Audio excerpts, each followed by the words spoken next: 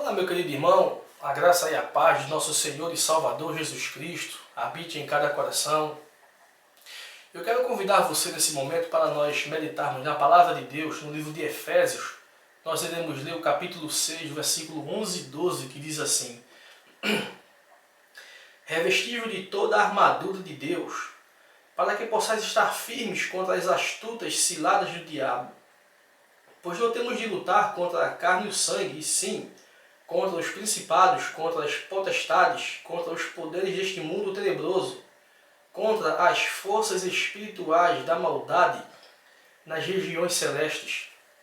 Eu quero chamar você nesse momento para nós meditarmos a respeito das 7 artimanhas do inimigo, ou seja, do diabo. Existem algumas crenças que não crer neste ser chamado de diabo, Satanás. Mas nós devemos ser conscientes que ele existe e a prova disso é real. Nós temos visto aí as desordens no mundo, coisas terríveis acontecendo, e eu não creio que tudo isso seja influência do homem apenas, mas uma influência maligna. O próprio diabo, ele consegue influenciar as pessoas e fazer coisas absurdas, e a prova está aí, tanto na Bíblia como em nosso mundo secular a respeito desse ser. Agora, o fato desse ser fazer as coisas acontecerem não quer dizer que tudo provém dele. O homem também tem sua parcela de culpa. O problema é que muitas vezes o homem é mau por natureza e tudo ele coloca a culpa no diabo, e não é assim que a coisa funciona. Muitas coisas provêm do homem e não do diabo. Muitas coisas é o homem que provoca, o homem é quem faz. E o diabo não tem nada a ver com isso. Mas isso é coisas que as pessoas não entendem. Muitas pessoas pensam que tudo é o diabo. Não. Algumas coisas vêm de nós. Nós é quem começamos, nós é quem executamos, nós é quem fazemos. E o diabo está fora disso. Mas não podemos afirmar que este ser não existe. O diabo existe, é real. E a maior prova está aí. O mundo em que nós vivemos. Muito embora muitos não creem, mas é um ser real, é um ser vivo, e a nossa vida, o mundo em que nós vivemos, comprova as atrocidades que têm acontecido sob suas influências.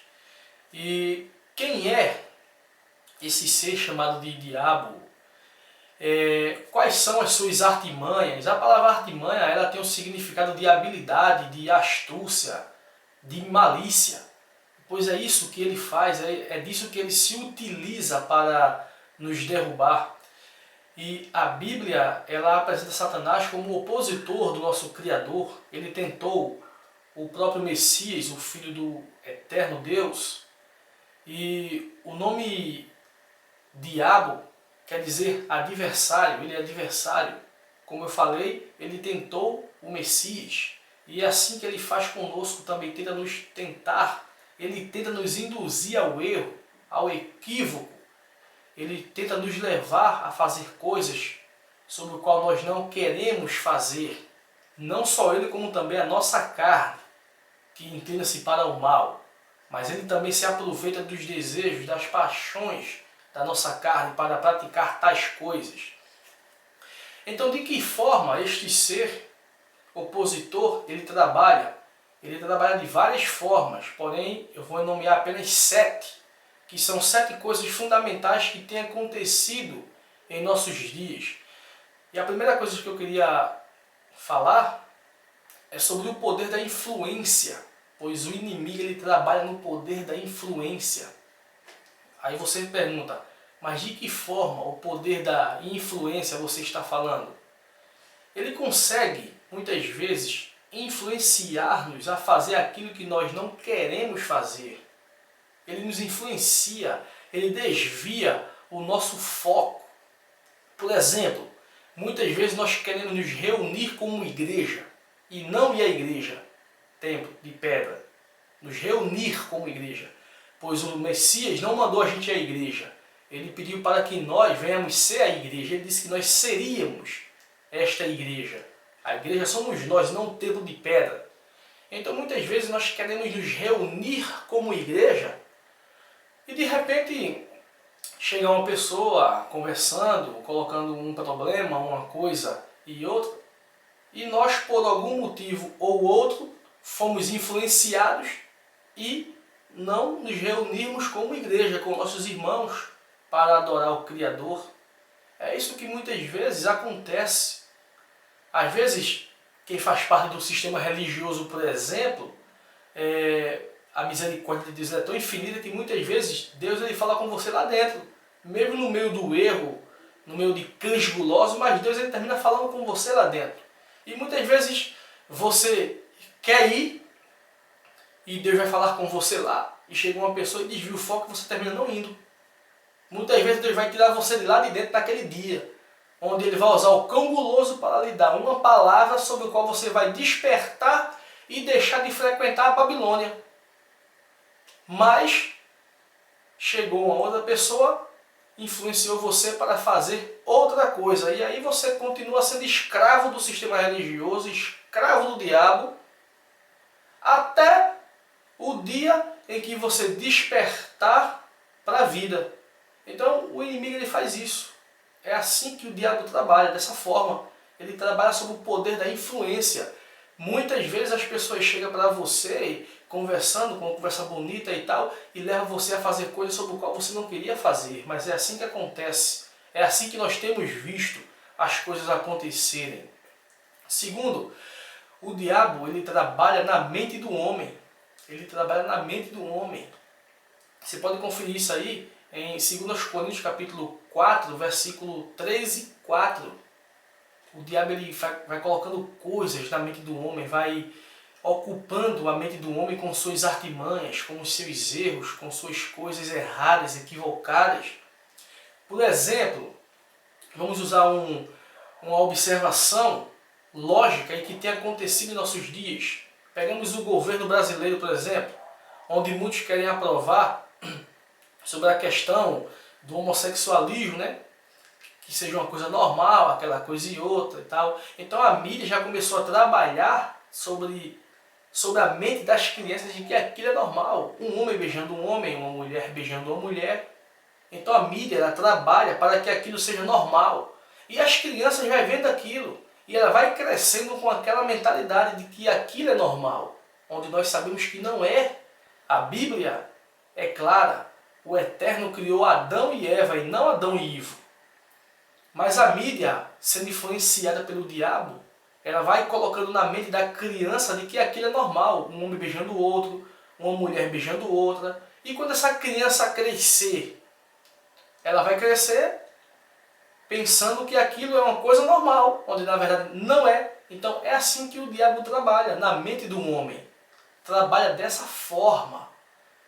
O diabo ele muitas vezes coloca depressão e leva você a matar-se, fazer coisas absurdas. O diabo muitas vezes leva o ser humano a matar sua própria mãe, seu próprio filho, seu próprio pai. É isso, ele vai trabalhando na mente aos poucos, de modo que você muitas vezes não percebe, já que ele é astucioso, ele tem as suas artimanhas, tem as suas habilidades. Então devemos ter muito cuidado com este ser chamado de Satanás, diabo. Terceiro, o diabo trabalha na destruição da união da igreja. E a igreja que eu quero falar, repito, não é o templo de pedra, somos nós. Nós é que somos a igreja viva e verdadeira do Messias, do nosso Criador. Então o diabo ele trabalha para destruir a nossa união. Ele tenta destruir a nossa união. Ele lança as suas podridões em nosso meio para nos induzir, para fazer com que nós venhamos brigar constantemente, nos afastarmos uns dos outros. Então ele trabalha dessa forma. Ele faz isso. Ele coloca um disse-me-disse, coloca uma mentirazinha aqui, uma mentirazinha ali, distorce uma conversa aqui, uma conversa outra ali. E dessa forma muitas vezes nós brigamos por nada, sem ao menos pôr as cartas na mesa, sem ao menos haver um diálogo para saber onde está errado. Mas ele faz isso. Isso é uma coisa que nós devemos ter cuidado. Eu queria que você depois lesse 1 Tessalonicenses, na verdade, no capítulo 2, no versículo 18, para que você venha ver a respeito disso que eu estou falando. Então nós devemos ter cuidado, porque o inimigo faz isso. Quarto, o inimigo, ele trabalha promovendo o divórcio. Ele trabalha promovendo o divórcio. Quantas e quantas pessoas casam hoje e amanhã estão separadas? Quantas e quantas pessoas hoje se casou e amanhã estão separadas e vão arrumar outra? Pois casamento deveria ser uma coisa eterna, para sempre. Uma vez que você casa, só a morte deveria separar você da sua companheira e vice-versa. Mas não é assim que a coisa tem acontecido. As pessoas estão se casando hoje e só estão ficando solteiras amanhã. Então, isso também faz parte de uma influência maligna, de uma influência diabólica. Tem pessoas que já vai no 5º casamento, no 6º e por aí vai. Pessoas que não conseguem casar por amor, apenas pelos desejos carnais. É isso que tem acontecido. Então o inimigo faz isso. Ele trabalha dessa forma.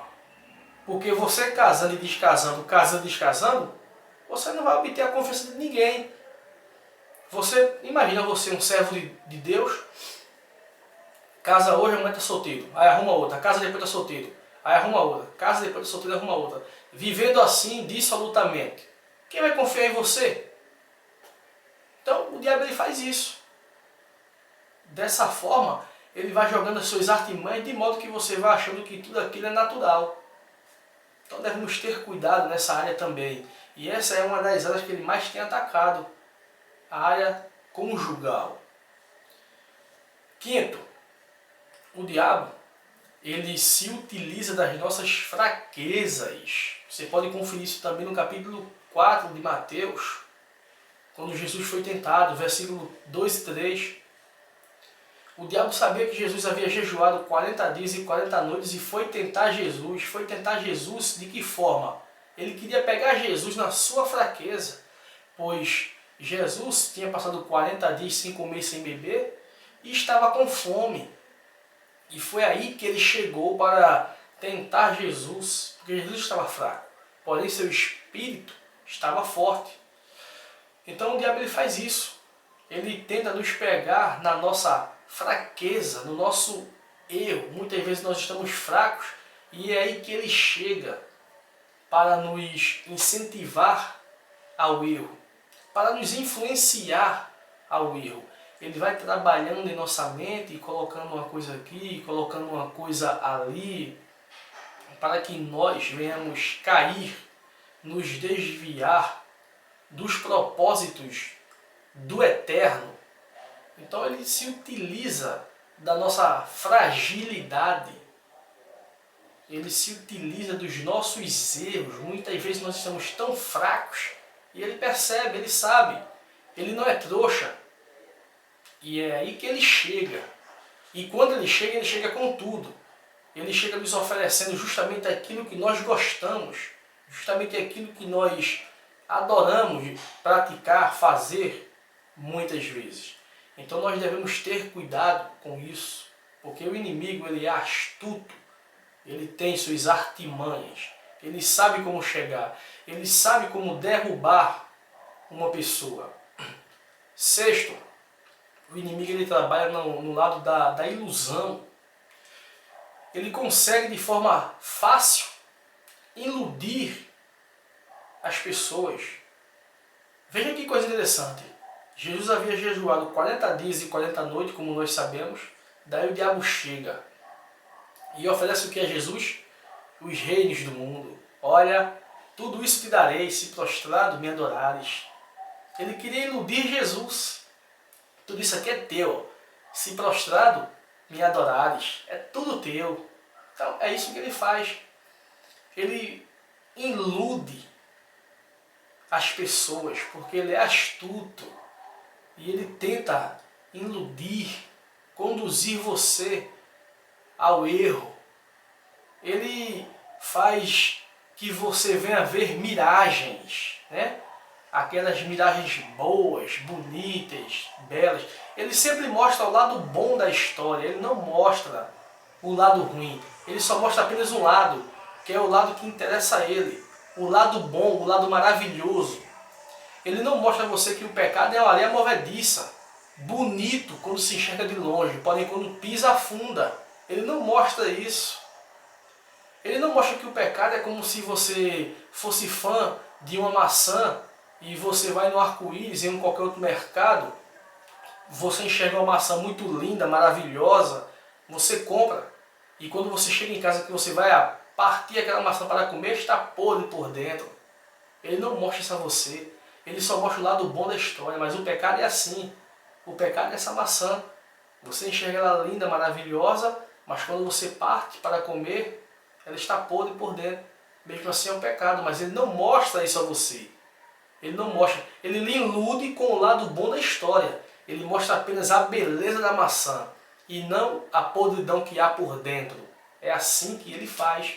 Mostra apenas o lado bom das coisas, iludindo você e conduzindo você ao erro.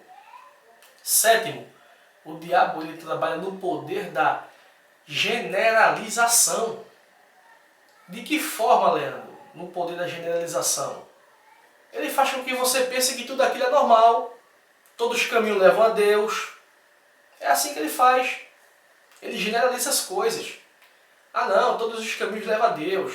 O Espiritismo fala de Deus. Vá lá, faça lá uma visita. Você chegar no centro espírita, ele começa fazendo sua prece, que nós chamamos de oração, mas lá é prece, mas é a mesma coisa.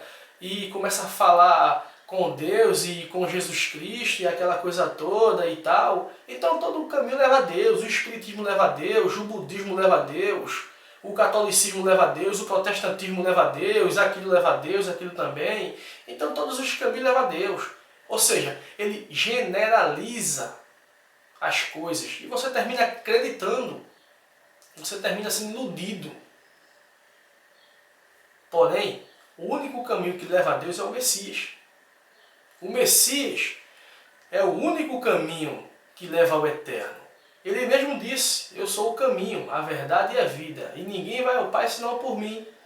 Ele é o único caminho verdadeiro. Religião nenhuma leva ao eterno. Protestantismo, catolicismo, espiritismo, kardecismo, budismo, religião nenhuma leva ao eterno. O único caminho para ir ao eterno é o Messias, o Jesus Cristo que morreu e ressuscitou. Ele é o único caminho que leva a Deus, ao nosso eterno Criador. Religião não passa de uma barca furada. Religião não passa de uma mentira. A religião deveria ligar o homem a Deus. Na verdade, ela separa o homem de Deus, seja ela qual for. Ela deveria levar o homem a Deus. Na verdade, ela separa, deixa você distante de Deus, distante do Criador. Todas as religiões é assim. Então você tem que ter cuidado. O Messias é o único caminho que leva o homem a Deus. Existem até algumas igrejas que estão se reunindo entre si com outras religiões. Eu conheço até igrejas, que eu não vou citar o nome, que até o pastor, igreja histórica, tradicional, o pastor pregava na igreja católica e vice-versa. Então, é normal, vamos generalizar as coisas. Tanto o catolicismo como o protestantismo leva a Deus, então isso é normal. Então, devemos ter cuidado, porque o diabo trabalha dessa forma. Nenhum caminho leva ao eterno. O único caminho que leva o ser humano ao eterno é o Messias e mais ninguém. Que o nosso eterno Pai nos abençoe e nos guarde desde agora para todo sempre. Amém.